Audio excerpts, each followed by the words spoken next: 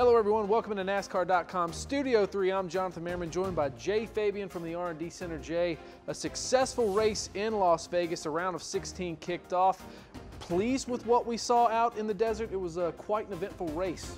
Yeah, I was pleased with it. You know, from my seat, I thought it was pretty good. At the end of the race, Tim Berman, the race director, sits beside me, and after it was all over, he gave the comment, that was a butt whooping by a bunch of different people, and he's right. That's the way the race played out. There was several cars that looked like once they got out front, man, there's nobody gonna catch them. And then as you watched and looked at the lap times, watched them on the track, boy, the gap closed and run them down and passed them. So as the leaders changed and cycled out, and who was strong early kind of faded at the end, and then there was some aggression and some bent up cars, so they couldn't come back and compete later. So yeah, I thought it played out pretty well. All right, we head to our first short track race of the playoffs. You know, fans eat up the short track. Saturday night, under the lights, a little bit of a throwback to NASCAR's roots there. What are you expecting once we drop the green flag in Richmond?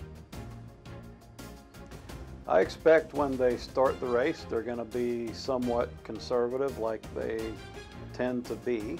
And then I think as the race plays out, as their cars get better or worse, depending, they're going to get more selfish with their own personal space, and you're going to probably see a little bit of aggression, more so than you've seen in the past, you know, throughout the season, because obviously there's more to gain or lose. So they don't have the luxury of riding. You know, there's not going to be as much of that as you might have seen in the past. They're going to have to get pretty aggressive once they get sorted out and see who figures out who has the best car.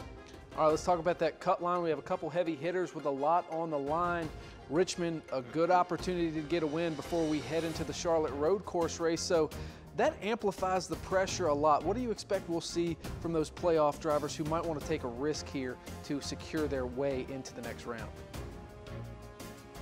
Yeah, I think this year in particular, you're going to see the baby steps. I don't think there's anybody, you know, that's looking to be in the Final Four. You have Truex that obviously feels pretty comfortable right now, but the rest of the field with Richmond and then the Roval coming up, they're not looking too far past the round of 12. So I think their biggest goal is to get through this and into the 12 and take baby steps at it. I don't think there's a particular track that you can overlook unless you've already won. So yeah, you have to, all your eggs are in the basket of the round that you're in to get to the next one. We're not quite to the point of looking to the final round yet. All right, Jay, we appreciate your insight. Appreciate you joining us here in Studio 3. We'll see you this Saturday night in Richmond. Thanks, sir.